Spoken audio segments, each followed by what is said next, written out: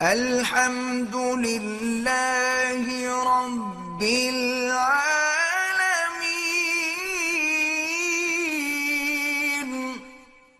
تو اب جناب دیکھیں جو عقیدہ اہل سنت والجماعت ہے، اہل سنت سے مراد میری یہ نہیں ہے جو آج کل نئی ٹوپیوں والی جماعتیں نکلی ہیں، یہ تو اہل بدعت والرذالت ہیں، یہ اہل سنت تھوڑے ہیں۔ اہل سنت کا معنی یہ ہے کہ جن کے ہر عمل میں سنت محمد مصطفیٰ اور جن کے ہر عمل میں جماعت صحابہ پر ایمان ہو۔ سنت کا لقب بھی حضور نے ہمیں دیا ہے، علیکم سنتی، میری سنت کو پکڑو۔ یاد رکھو، حدیث ضعیف ہو سکتی ہے، سنت ضعیف نہیں ہو سکتی۔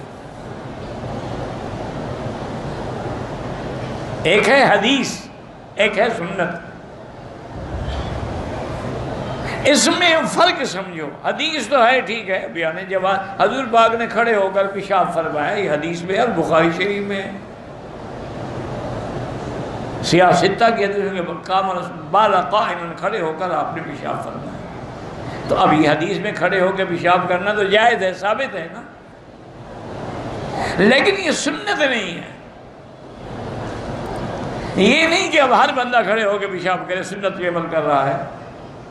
سنت یہ ہے کہ حضور نے ہمیشہ بیٹھ کے پیشاب فرمایا، تو بیٹھ کے پیشاب کرنا سنت ہے، وہ تو ایک بیان جواز ہے۔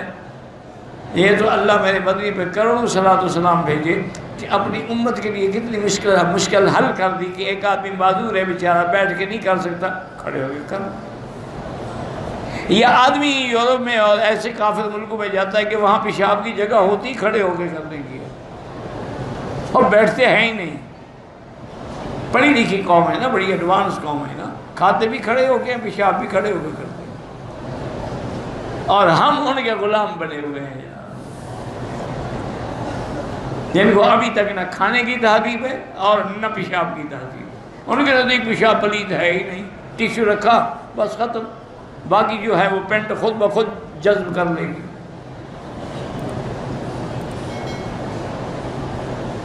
اِنَّ لِلَّهِ وَإِنَّا إِلَيْهِ رَاجِعُونَ۔ یاد رکھو مسلمانوں، تم نے اپنے آپ کو گرا دیا ہے۔ یہ یورپ کیا ہے، ان کو تو غسل کرنا بھی نہیں آتا تھا، نہانا بھی نہیں آتا تھا۔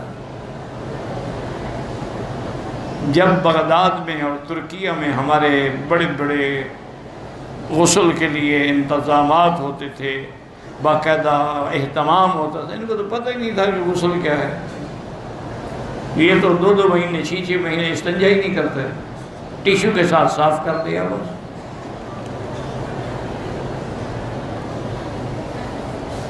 آپ کے نزدیک وہ بڑی پڑھی لکھی قوم ہے، اور ساری انہیں پیچھے دوڑ رہے کہ خدا کرے بس یہ ہم پر راضی ہو جائیں، اور کسی طرح اللہ ناراض ہوتا ہے تو ہو جائے، لیکن یہ راضی ہو جائیں۔ ختم نبوت میں حضور ناراض ہوتے ہیں تو ہو جائیں، لیکن کافر راضی ہو جائیں۔ انہوں نے حکم دیا ہے قادیانیوں کی حفاظت کرو، ہمارا بوٹا لگایا ہوا ہے۔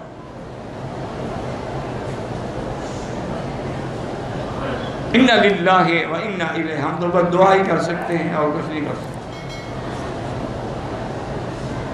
تو یاد رکھیں کہ سنت الگ چیز ہے، حدیث مبارک، اسی لیے میری سنت کو پکڑو، اور اسی طرح فرمایا علیکم بالجماعہ، اور جماعت کو پکڑو، جماعت سے الگ نہ ہوں۔ تو اس لحاظ سے لقب آیا اہل سنت والجماعہ۔ جیسے فرمایا کہ ما انا علیہ واصحابی، تو جس پہ آپ ہیں وہ حضور کی سنت ہو گئی، اصحاب ہیں وہ جماع ہو گئی۔